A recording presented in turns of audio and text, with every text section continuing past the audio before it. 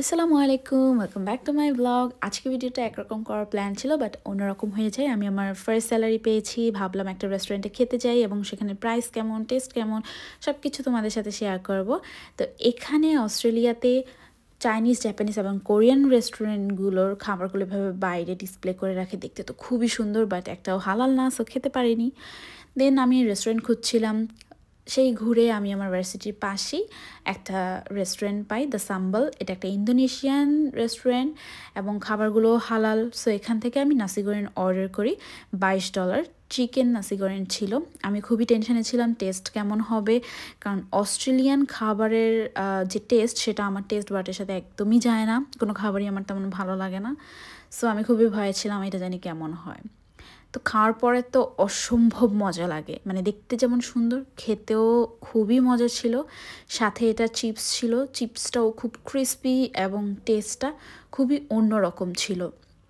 তো এটা খেয়ে ভালো লাগার পর ভাবলাম যে একটা স্যুপ অর্ডার করি। স্যুপ না, অ্যাকচুয়ালি কোনো ব্রথ ছিল, গরুর ভুঁড়ি, মাংস সব কিছু মিলিয়ে মেবি কোনো একটা ব্রথ ছিল, যেটা খেতে খুবই জঘন্য ছিল। মানে নিজের $15টা জাস্ট শেষ করে ফেললাম।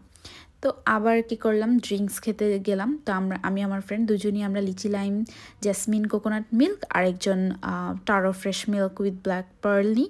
সো আমাদেরকে একটা কার্ড দিয়েছিল, যেখানে হচ্ছে 5টা ড্রিঙ্কস কেনার পর আমাদেরকে নেক্সট যে পারচেস, সেখানে একটা ফ্রি টপিংস দিবে, এবং 10টা ড্রিঙ্কস কেনার পর একটা ফ্রি ড্রিঙ্কস আমাদেরকে দিবে।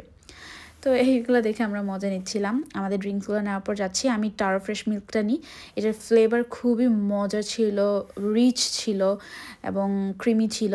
আর লিচি লাইমটা যেটা, এটা একটা ফ্রেশ ফ্রুটের ফ্লেভার দিচ্ছিল।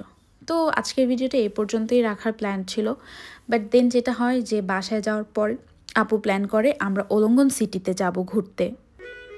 যেতে যেতে সন্ধ্যা হয়ে যায়। পাহাড়ের উপর থেকে এত সুন্দর লাগছিল সিটিটা, যেটা সৌন্দর্য ক্যামেরায় আসলে ক্যাপচার করা ইম্পসিবল। অনেকগুলো আমি শুটিং স্টারও দেখেছিলাম।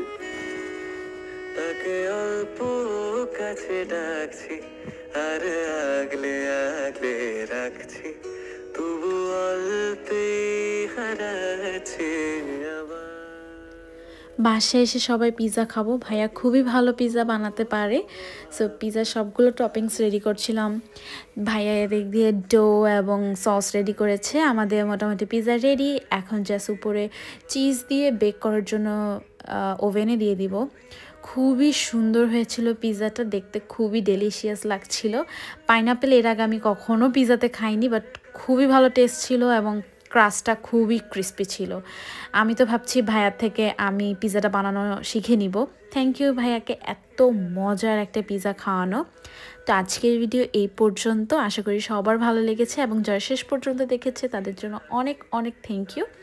এবং আমার চ্যানেলটাকে সাবস্ক্রাইব করে দিবে, লাইক দিয়ে দিবে। আজকে এই পর্যন্ত, আল্লাহ হাফিজ।